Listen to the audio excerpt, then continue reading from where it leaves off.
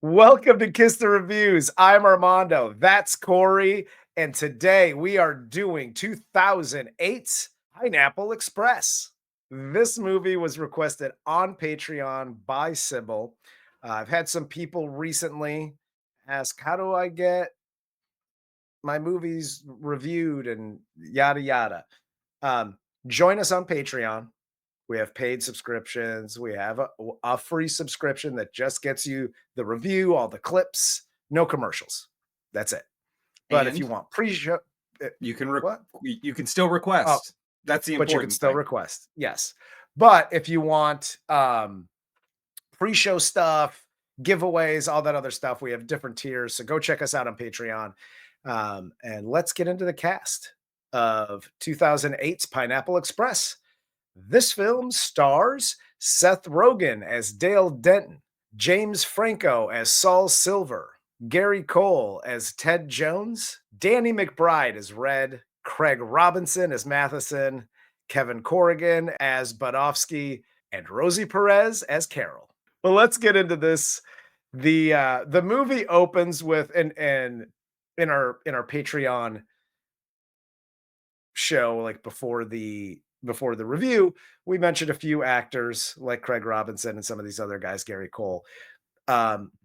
We get the movie opening in 1937 with one of the, I don't know if I would call him one of the most underrated comedic actors and writers for that matter, but I think he's super underrated. He goes under the radar, but it's Bill Hader in 1937 in this secret military facility where he's playing a soldier being observed after smoking weed.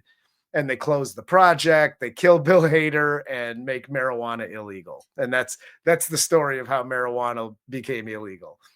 This scene is I like to think, and I know this isn't how it works. This scene was written out very distinctly, and maybe they let Yeah. Bill play a little bit, but this was very much written out. However, much like my faux conspiracy theory on the Patreon free show, I like to believe that they just were like, all right, Bill, here's the scenario. Dexter's dad's going to come downstairs. He's in the military. They're testing weed out on you for the first time ever. Go. Yeah. And I just, Dude, they let him play. The whole, the big band. Dude, the band, because he starts it off because they're like, how do you feel? And he's like, and then he keeps interrupting with the drum fills. Dude, Bill Hader is literally one of my favorite just people in general. He's absolutely hilarious. He nails every comedic role I've ever seen him in. And he can write his ass off. So no, this whole opening scene was great. It set a good tone. Yeah. Like the foreshadowing in it was great. This is like the prime example of a Chekhov's gun. You set this whole thing up and you have this lab and they're shutting it all down. And this is how weed became illegal. And you transition right from your dick, my mouth to classic, by the way. It's fucking great. Then he ends it with, fuck you. Well, and then after this, it cuts to 70 years later. We're in 2007, and Dale Denton is a process server who is the only person that smokes more weed than you, by the way. Yeah, I'm issuing that challenge right now. And by challenge, I mean, let's just hang out and get high and play fucking Goldeneye, bro. Let's fucking have some fun, dude. I'll watch you build a pot. I don't fucking care. This is how I picture, like, this scene with him is how I picture you driving down the road, calling into like AM talk shows, just arguing with people. Look, no cap. If terrestrial radio was still a thing, 100% that is what I'd be doing. Either that or I'd be smoking weed like him, driving my way into work to work on the AM radio station as the on-air guy being like, okay, short shorts, like whatever. whatever they fucking say. Well, and we have the montage of him dressing up in different costumes, serving people, and to have Seth Rogen in slow-mo montage. Listen, to start a movie with a montage is fucking crazy, Mhm. but to start a montage with a montage like this is perfect. Just to set up the comedy, who he is, what he does, and how he behaves. Yep. And the AM call-ins were great too, because you also like again, you're setting up his entire character. He has a conversation about his girlfriend in high school. Yeah. He has like, the conversation about weed being legal and why weed is so amazing. And like he's using the same AM radio jargon Yeah. that the jocks use. Like, here's my piece, and he knows how to do like a tight 30 seconds. So he gets in Yep. and gets out. Like, they're setting up exactly who he is, which is Yep. fantastic. The only thing I No, wish it's perfect. that would have played more, and may have been too on the nose, or maybe they cut something out because it just didn't fit time wise. I wish the whole costume thing would have came into play later. Yeah, Like he had absolutely. to do something as somebody else in a costume to get out of the thing, blah blah blah. Yep. That would have been fun to see. No, But then yeah, again, I mean, the rest of the movie I think was fine. yeah, semantics. Yes. Semantics. The the montage here ends, and listen, if you're gonna start a movie with Bill Hader and then into a montage, how do you end this montage? And in the writers' room, they were like, "Hey, we're gonna end this montage with Dale going to the local high school to tell his girlfriend that he can't make it to dinner that night to meet her parents." And that's a Because bad move because she because poopies in beds. yeah, his girlfriend is 18. She's, senior in high school, so you get, and I off the top of my head, I can't remember his name, but the teacher Oh, there who's like, Joe Lo yes, Truglio. yep, that dude is fantastic. He's another like supporting role actor in like a lot of these movies, Yep. but he's there. You get the friend, the big jock friend, and Seth Rogen is immediately like threatened by this guy, Well, even being rightfully there. so. You're like a Well, 27-year-old. Like, what do you say? Like a fat, dumpy ass turd? Like, yeah, dude, that's kind of what you are compared to and that fucking Jeff Goldblum impersonating God. but Dale then goes here to his drug dealer's house to buy weed. Saul sells Dale the Pineapple Express, which is this rare strain that just hit the market. And Saul, the Saul character, say what you will about James Franco. The Saul character, he's like every pot dealer ever. Always a weird experience. Listen, I know it's 2025 and weed is legal in a lot of areas. And like you go into like if you go out to Cali or Ohio or wherever, and you go into one of these stores, a lot of times it's like an Apple store. It's very like just everything's white, everything's clean. You walk in, you're like, here's my money for my transaction. Oh, would you like a receipt with that, sir? Yeah. It's just like going to Target. Yep. Um, but back in the day, when you had to meet guys behind like a dumpster, or you had to go to some guy who lived like if you're in college and he lived off campus, it was always this dirty house off campus. And you go and they always want to talk to you for far too long. Yeah. The whole drug dealer experience. 2 hours later. Yeah. The whole drug dealer experience was just, it never was good. Even like, No.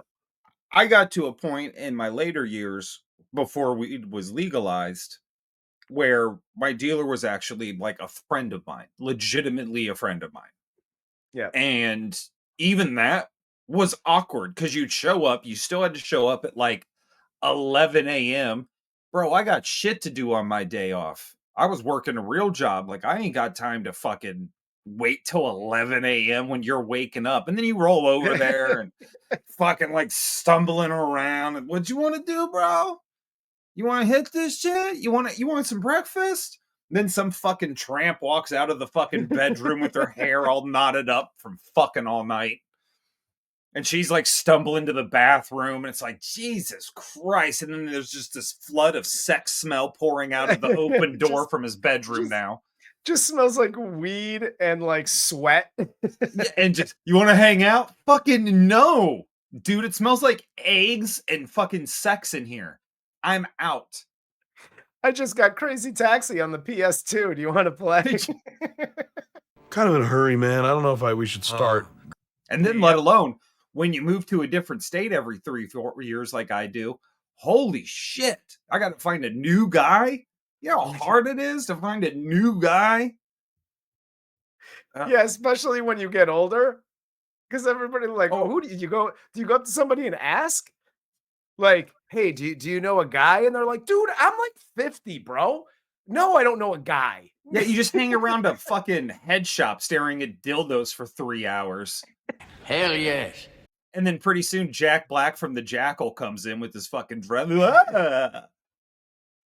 He's looking at like fucking like dragon bongs and shit. Yeah, the You're fucking like, I know this- what you did last summer too. Jack Black comes in like, who wants to party?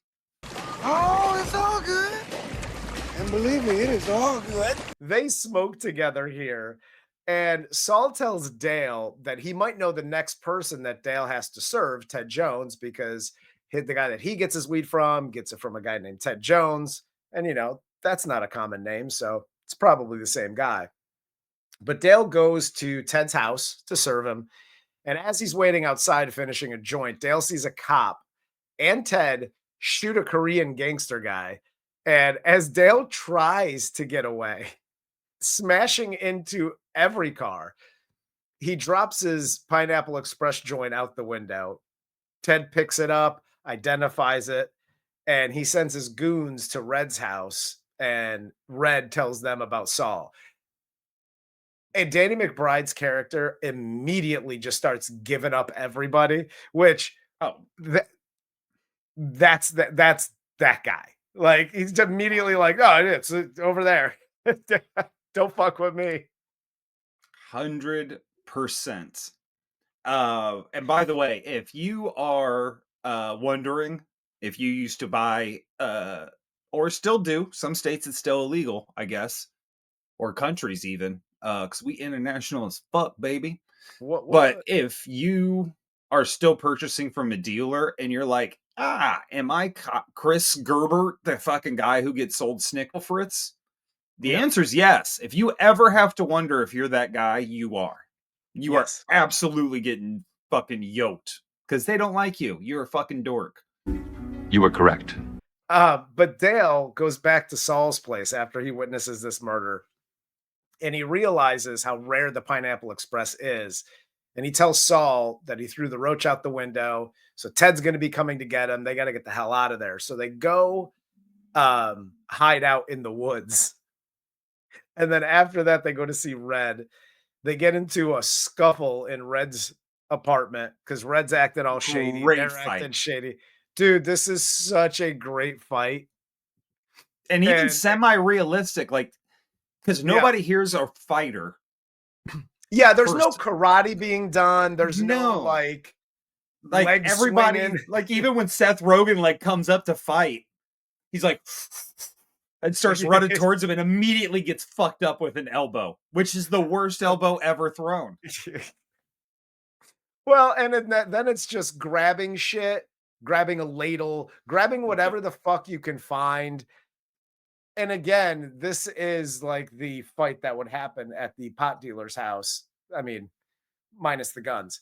But if there was an actual fist fight in the like everybody's high at the pot dealer's house, this is the fight that happens. When you said it's the most realistic shit ever, it is, because none of them know what the fuck they're doing. I don't know that there's even a punch thrown, because even when Danny McBride is like trying to pull Seth Rogen off the counter, he's like punching him in the butt. Punching him in the butt. Dude, this is fucking fantastic. The whole thing. And then the door falling on McBride. Yep. And basically McBride like, yeah, I fucking dropped dime on you guys. They're totally going to kill you. I'm gonna flex and break out of this. His duct tape trap was fantastic. Yeah. And then he squeezes for a minute and immediately goes, okay. And it gives everything up again. Yep. But so they actually bust out. They get away as Budofsky and Matheson get to Red's house. And Budofsky and Matheson then shoot Red after Ted tells them to. And this is the best thing. And I know 2008, 2007, whenever this movie came out, spoiler alert, the coming back to Red at the end, and he's like pale and he's still bleeding out, but he's still alive. When you had forgotten about him for the whole movie is literally one of the. You think it's he's great. dead. Yeah, it's so good. It's so good. But Dale and Saul then go to Dale's girlfriend's house to make sure she's okay. And Dale meets her parents for the dinner. This whole scene from Dale getting in, forgetting that he had the dinner plans with her parents, the dad getting so pissed because he's late, and he's like, I don't give a fuck. I'm going to eat this goddamn dinner. And you can be all polite with your clean plates, but I'm going to be eating food. Dad, you'll be here. And I'm going to go in the other room and eat it promise. and check my email because I'm done with Honey, this. we're I'm at not the thrilled table. with it. All the way to the end, everybody in these scenes does a fantastic job. Yeah, there's one scene, and I don't know if they had to add it in post because she's off screen, but this has always stuck out to me every single time. And I forgot it was coming this time, and it still was like, ugh, that was a rough delivery. Is when she stabs James Franco, Amber Heard stabs James Franco with the fork. Yeah. And she's like, he's the drug dealer. And Rogen says, no, he's my drug dealer. And then just kind of in the background, you hear, he's your pot dealer. And it sounds so foreign to what's happening. The rest of the tone she uses for the rest of the conversation, all of it. Like, it just sounds really fucking, it's like they had to literally go back and do AR for one scene. And that was it. He's my pot dealer. Pot dealer. I don't know if she was trying to improv it. I don't know what, like, again, it just, where the rest of her voice is from the start of that, of her freaking out, to the end of that, where they're sitting in the car, in the garage. It's very different. It sounds hollow and echoey, like she's almost reading the line through Bluetooth. Like she was on the 10 driving to the booth and they're like, we need it now. And she's like, fuck it, he's your pot dealer. And they're like, cut it. Fuck it. We don't care. Just use it. Well, what I love, like, again, the dad here from start to finish is great. Ed Begley Jr. is amazing. Dude, he's such a good actor. And when they finally get out, right, you got the two goons coming in, and they're like, he escorts them out into the garage, like, got to get you to a hotel, check in under a fake name. He does the whole thing. And they're sitting in the back seat. And he's like, what the fuck are you doing? Get out of my fucking car. Calls him a loser. Get out of my car, loser. I can't believe you even thought that would be an option. Fuck off, loser. The first time I saw that scene, I fell out. Like, it was so, because again, for a comedy, you're angry, but it's got to be funny. Like, the line has got to come out so good. And he delivers all these lines with anger so fucking well. And he just hits his mark every time. Oh, he's great. He's fed up with it from the beginning. Dale comes in. He just immediately like, oh, hey, Dale, you smell like shit. Are you high?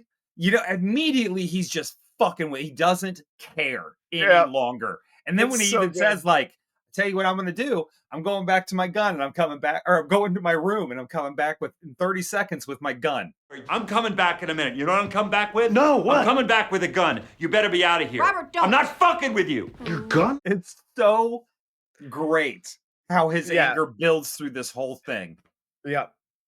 No, it's fantastic. It's perfect. But Ted and Carol then talk to the Korean mob boss here and tell him that, his assassin's dead. And then Ted goes into this whole thing about Dale, and they'll go to war because he thinks that Dale was sent after him by the Koreans. And I don't know if you saw this, but I didn't even know Bobby Lee was in this movie Oh yeah. until this scene, and I was like, oh shit, that's Bobby Lee. I've been on the Bobby Lee train for a while. So yeah, I've known since this was out. Like I knew who he was before I understood who Ken Jeong was. Oh, I gotcha. I was flip-flopped. Yep. I knew the other. You knew Mr. Chow from The Hangover and was like, who's that other dude? And Well, The Hangover, and then what was the TV show they did? Wasn't he in Community? Yeah. Yep. Which I loved him in that too. But El Tigre, baby. but Dale and Saul try to sell weed here to raise money to get bus tickets to get out of town. This is great.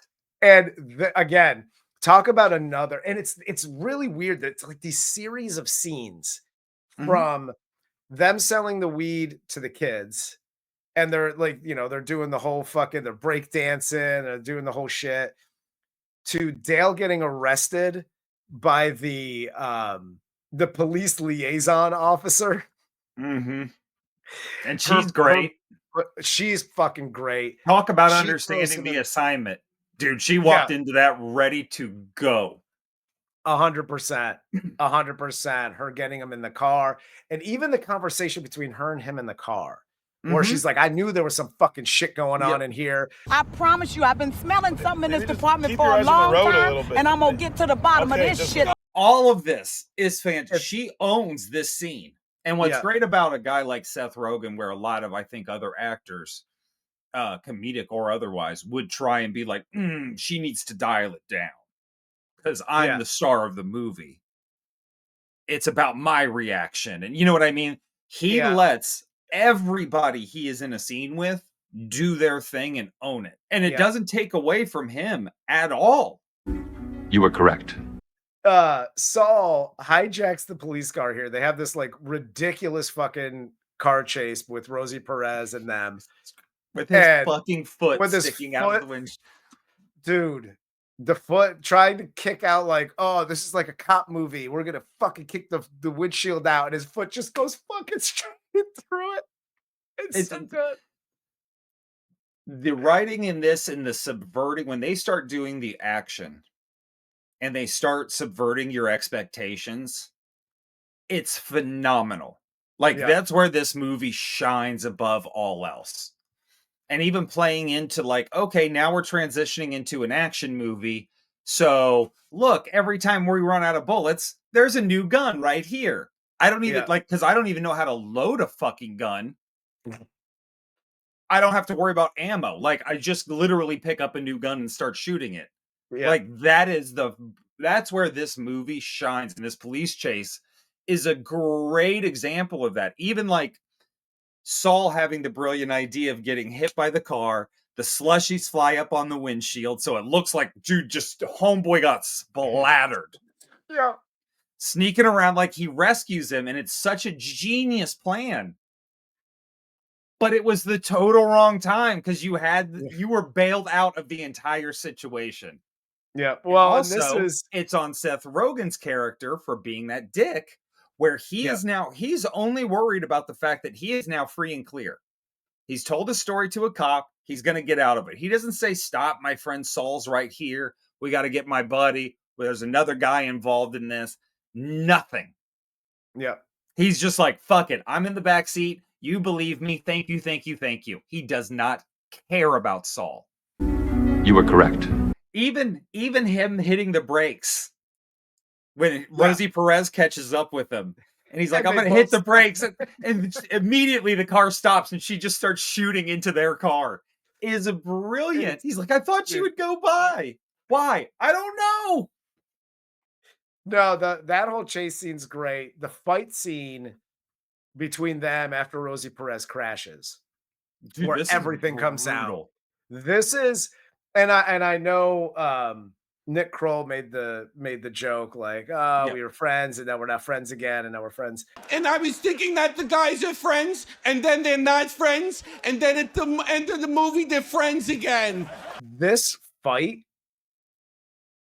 is so as funny as the comedy is, and as good as like the action sequences are, and all of the little like nuances throughout this movie. This like is fucking mean. It's a mean.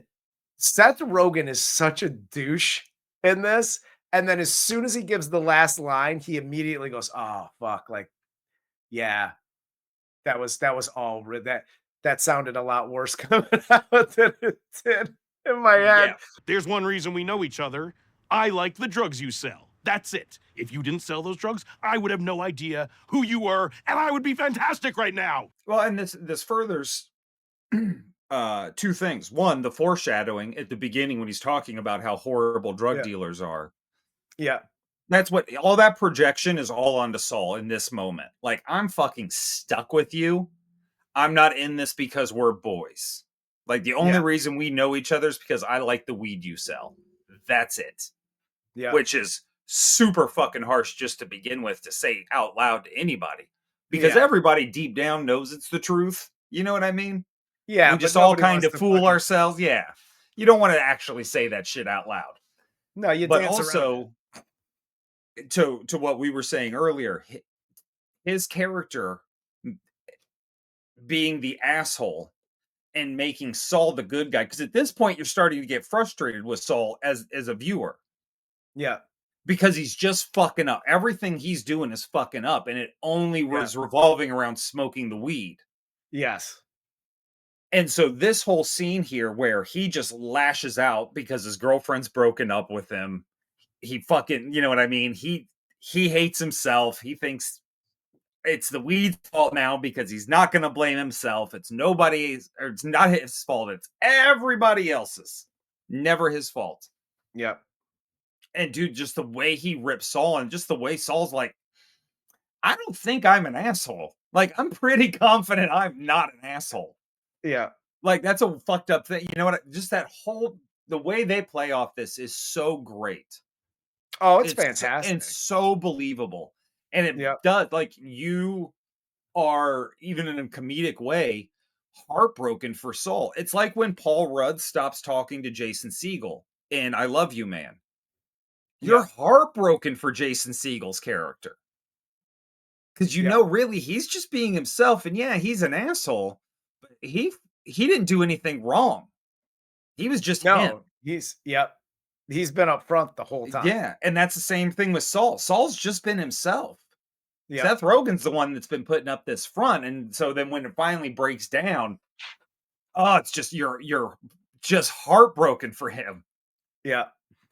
Well, and you also get throughout this the story of him and his bubby, his grandmother's Mhm. at this nursing home, and you get the story here about how he used to be like an engineering fucking major, and he sold drugs to basically not put her in a fucking facility where she gets like diddled every day. So And he wants to build septic sewer systems for kids on playgrounds so they could take a shit. I'm going to become a civil engineer. I'm going to design septic tanks for playgrounds.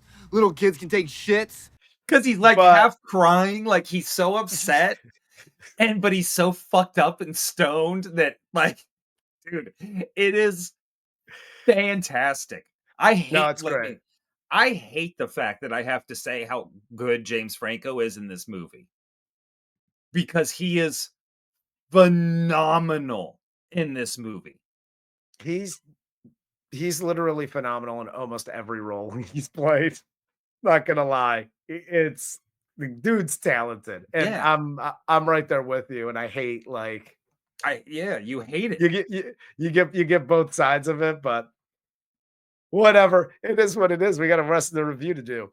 So after this fight, the goons go to Saul's bubby's nursing home to visit her.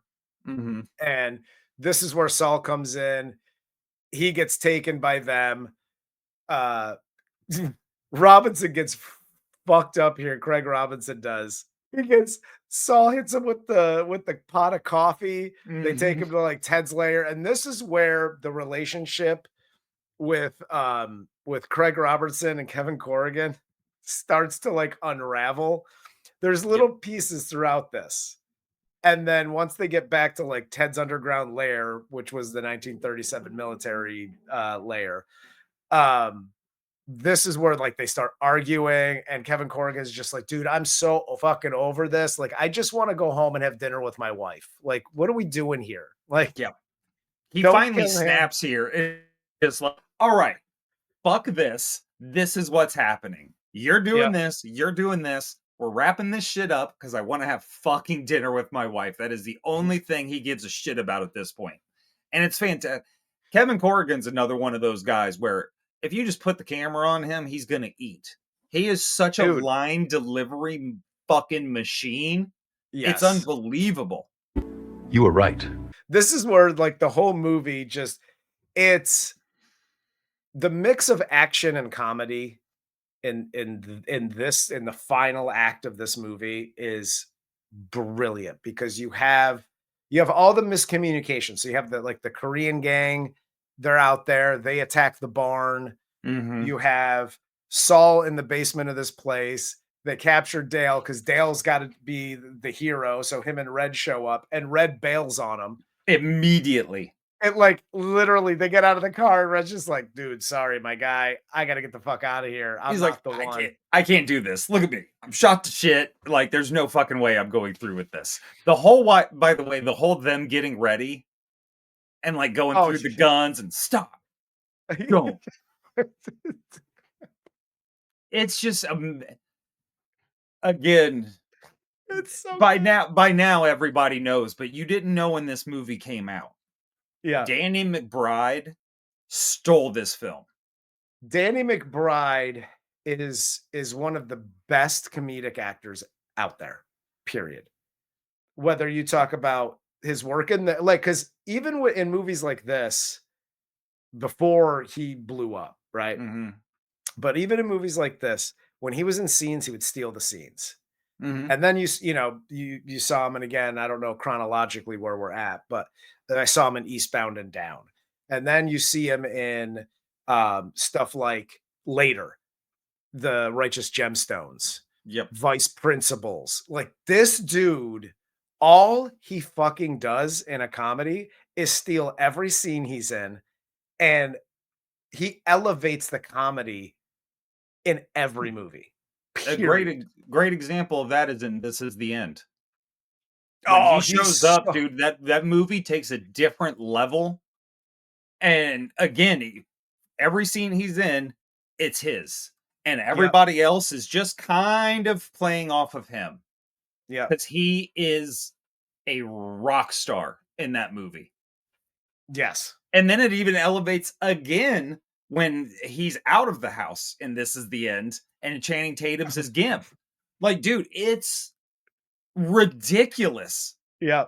But Absolutely. he's so good at it. Danny McBride, I love that dude. Again, the dude can Oh, write, he can act, like he's brilliant in every comedy I've ever seen him in. Yep. But this whole thing from, because Seth Rogen comes in, he gets captured by Craig Robinson and Corrigan, and they throw him in with Saul. Mm-hmm. And they're having the whole like makeup session, and then they're trying to escape. And Craig, the Craig Robinson coming in, like, we can fucking hear everything you guys are saying, and then closes the door, and they go right back into like the escape plan. Yep. And this is the point also where you should have realized that they're in the warehouse that Bill Hader was in at the beginning of the movie. Yes. They built this barn up around where the hole was for the weed lab, and where in the beginning they had like 3 or 4 trees along all those places of water. Now there's just plants everywhere, and it's a whole facility. I love bringing it back there and making that like, again, your Chekhov's gun. You have this location. Now this is where everybody knows Ted has been getting his weed from this government lab that got shut down. Yep. It's fantastic. Yep. And then them Well- thinking they're behind the glass and they're completely private. And it's like, dude.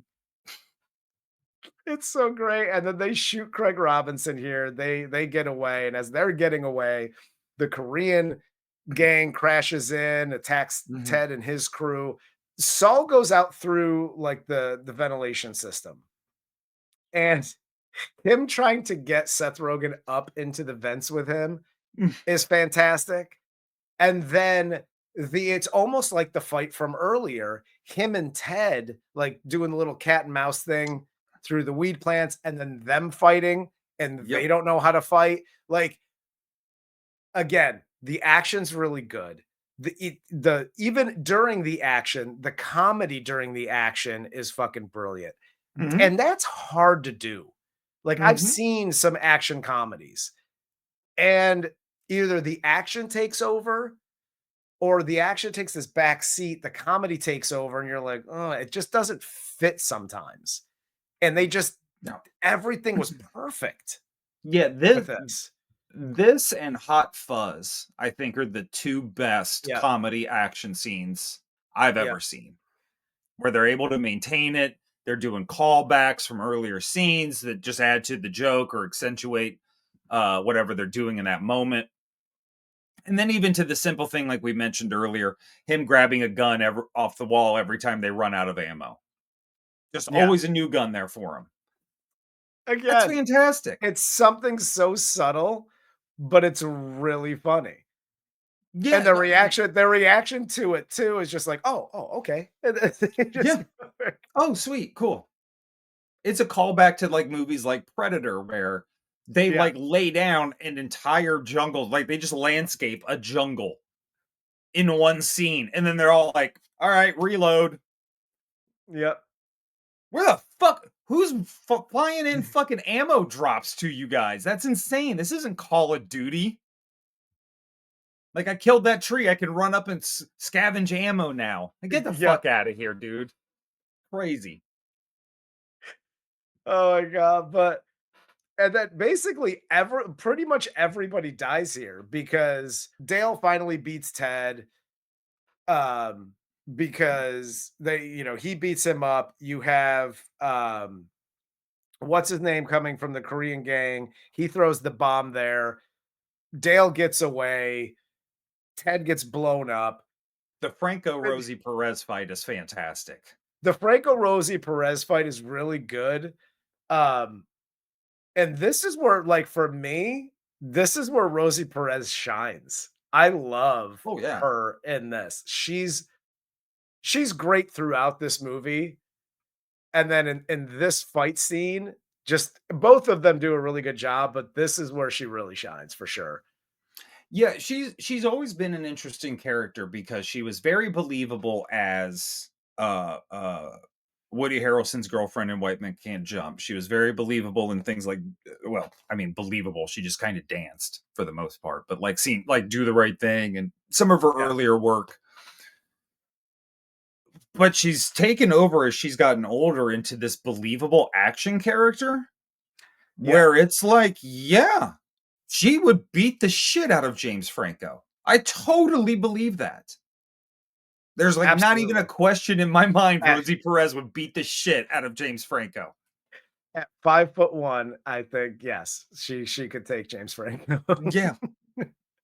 Like, this is how them fighting would really go. I don't even think this was scripted. They got into a fight on scene because he tried to honk a tit. She's like, dude, fuck you. And it broke off. Is it possible this story is true? Yes, it is. So you have this fight, but then you also have Craig Robinson, who comes up through the little like ladder down into like the bunker area. Mm-hmm. He shoots Budofsky because they have their little back and forth. And he has Saul at gunpoint when Red comes back, crashes through, smashes into Matheson, killing him. Mm-hmm. And then you have Rosie Perez, who's still alive, shoots Red for like the third time in this movie. By the way, Red's re-entrance and you just got killed by a Daewoo Lalos motherfucker while shooting off his foot with a shotgun. Dude, that his entrance here, him getting shot again, Yeah. and then Dale, him, and Saul all getting out of the barn. You have Dale carrying Saul out, trying to In wake his him up. tidy whities. And as the whole like barn explodes, and Red coming out, and they're like, "Holy shit, dude!" And then them all like going to breakfast afterwards, and like you hear the best part about the breakfast too is because you hear Dale's voice, like he's actually like, "Oh my god, he got a radio job," as like the radio talk guy, and then it like slowly shows them at the Yeah. breakfast table, and he was like, "Yeah, that's how I would do it." Like, Yeah. he's like, "Oh, hey, you're really good." They're all complimenting each other. Oh, and, it's so over the top when it's great. This is the quintessential end to your buddy cop comedy is like, think Lethal Weapon. We fucking Yep. hate each other. This dude ain't coming around my family. He's a psycho. He's Yep. nuts. He saved my life. Come on over for Christmas. By the way, I think your daughter likes me. Yo, you just stepped foot in my house. Stop talking about my motherfucking daughter, homeboy. Let's pump the brakes, guys. So this is just that over the top, like Dale, Denton, you're my hero, and like Red apologizing, Saul, you're an old friend, Dale, you're a new friend. But I kind of feel like we're all three best friends now, and like they all like want to get the heart necklaces, but cut in 3 ways. And dude, it's amazing. The whole ridiculousness around like their whole adventure. Yep. It's like, we've been through this adventure. Oh, remember when this happened? And blah, blah, blah. And they're doing this, and they're having this love fest.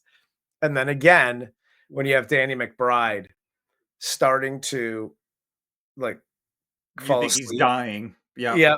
And they wake up and they're like, at the very end, it's, you know, we probably should get you to a hospital. Like, and then Saul's Bubby is the one that comes and picks him up.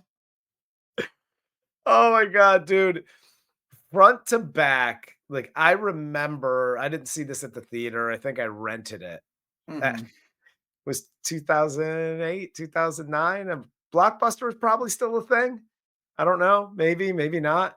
I just remember renting this and seeing it on my TV and pissing my pants laughing from Bill Hader all the way to the end when they're getting into Bubby's car to take Red to the hospital.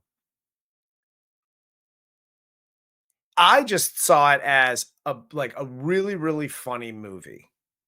When you take a look at everything, soup to nuts, the action, the comedy, some of the seriousness, the brutalness of the fight between Seth and James Franco, like a lot of that's like, it's brilliant. Like I hate when we get on here and we tongue kiss a movie. Like, I want to find some things that I didn't like about it.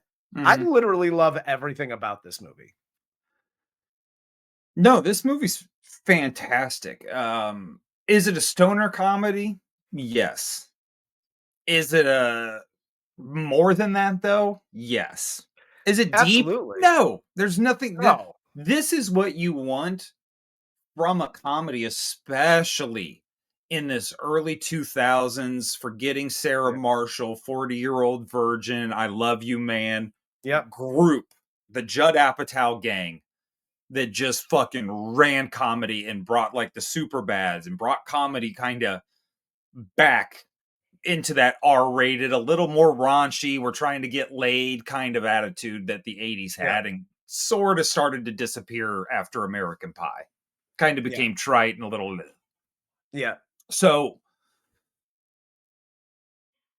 with all that said, to Armando's point, if you look at who came out of this movie, and this is why so many of these movies worked back in this day, is you took these bit characters or these bit players in Hollywood that had been around. They were the 15-minute guys, 5 minutes of actual screen time.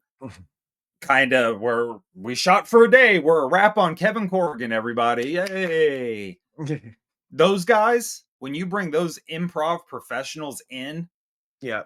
and I guarantee you a lot of these guys were also writing. Like Seth Rogen, for those guys that don't know why he is such a fucking fantastic writer with Evan Goldberg, is because they worked on the Ali G show and learned from Sacha Baron Cohen. He started on Freaks and Geeks and learned from Judd Apatow. Like, his career has just been learning from these fucking masters and then turning it into what he's wanted to do.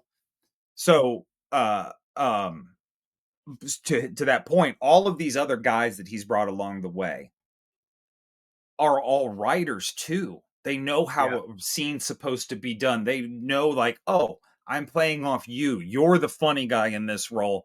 I'm the straight guy. Okay, now we're going to flip it here because Craig Robinson's pissed and Kevin Corrigan's done. So, you know what I mean? Like, being able to just take two guys, pair them with some other dudes in the scene, and then go, okay, this is what you got to do. Do it. You're going to get just brilliant scene after scene after scene. And that's really all any of these movies, that's what this is. You're basically taking improv and you're putting it into a cohesive movie. That's it. Yeah. Whether or not there's a script is almost irrelevant. No, you can get a lot of these guys. I mean, shit. Rogen, Franco, Cole, McBride, Robinson, Corrigan. You can get all of those guys and just throw them into an improv situation. Here's a camera, go. Yep. You have an orange, a baseball bat, and a fucking football helmet. Go. And by the way, they'll make something. Most of those guys that you mentioned, the Michael Cera's, Jonah Hill's, Christopher Mintz playing, outside of just being in everything, look at where their careers are now. They're all huge. Bill Hader was in this. Yep. He's like wrote Barry and won Emmy Awards. Yep. Like, all of these guys have just blossomed into like these different career paths, and it's just been fantastic to see, because outside of Franco, none of them have fucked it up. No. They've all done a really good job at just staying who they are, which is maybe one of the most impressive things about Seth Rogen is he had every opportunity to be a Hollywood cocksucker, and he has not taken it. Hell yes. Now, this movie's fantastic, dude. I honestly, I have nothing bad to say about it. And to Franco's credit, if you are on the wagon of I'm not watching certain people's movies because of past transgressions, totally fine. I understand that. That's respectable if you don't want to watch and you're done with these guys. That being said, in this movie, not for his whole career, just this movie is all I am speaking to right now. James Franco is so much a different person playing Saul. You don't see James Franco. He's Saul. Yeah. He looks like a fucking ratty pot dealer that kind of looks like James Franco.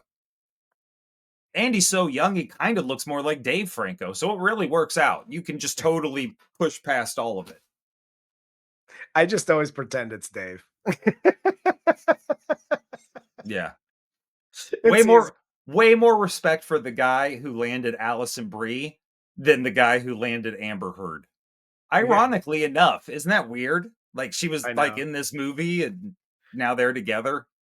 Yeah. That's weird. No, that is weird. That is weird. But no, I love and shitting in beds and honking titties. Yeah, their dogs are stepping on bees and whatever the fuck, man. My dog stepped on a bee. We went to the vet.